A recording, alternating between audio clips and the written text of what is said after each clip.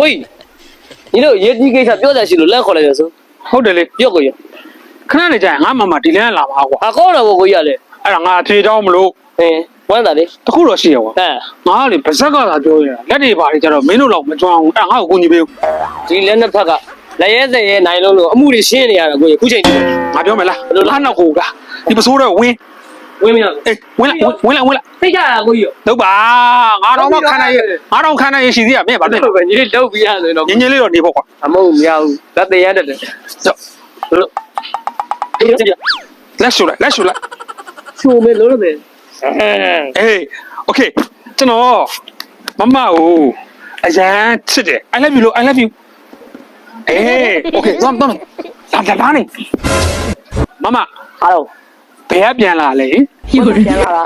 ဟိုမမကိုကျွန်တော်ပြောစရာလေးရှိလို့ ပြော ကျွန်တော်လေမမကိုအရန်ချစ်တယ် ဟင်ဆွဲလာလားနေရ မမို့အောင်မမကျွန်တော်စိတ်တွေလှုပ်ရှားသွားလို့တောင်းပန်နော်တောင်းပန်တခြားပြန်ပြောမယ်နော်ကျွန်တော်မမကို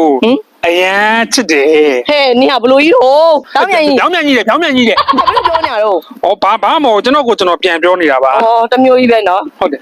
ပြန်ပြောမယ်နော်ကျွန်တော်မမကိုအရန်ချစ်တယ် I love you မှန်ပါဟောလေမမရဲ့ပါလေးကိုကျွန်တော်တစ်ခါတော့ကင်ဘူးခြင်းလို့ရလား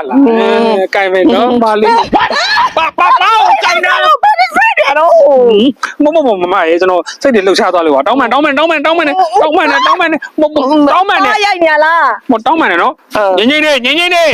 ငါ့ပြောနေလား မဟုတ်ပါဘူးကျွန်တော်ပြောတာကျွန်တော်လက်တွေအဲ့လိုပဲလက်တရမ်းနေ ငါ ကျွန်တော်လေမမအဖြေပြန်ပေးပါလား အချီပြန်ပေးတာတော့ဟုတ်ပါတယ်ဒါပေမဲ့ငါတစ်ခုလောက်တော့နေအောင်မေးဦးမယ် ဟုတ် ဘာလို့ဒါတော့တင်မပေးရသေးဘူးလေ sorry နော် ငါတစ်ခုလောက်တော့နေအောင်မေးဦးမယ် ဟုတ်မေးပါ ဩအဲ့ဒါနေရွက်ငါအရင်နင်ကောင်မလေးဘယ်နှစ်ယောက်ထားခဲ့ဘူးလဲ ကျွန်တော်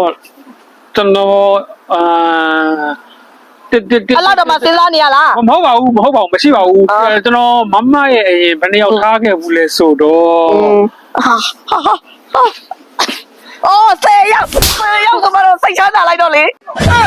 နေနေလေးဝိနေလဲလေးလေးကောင်းပါ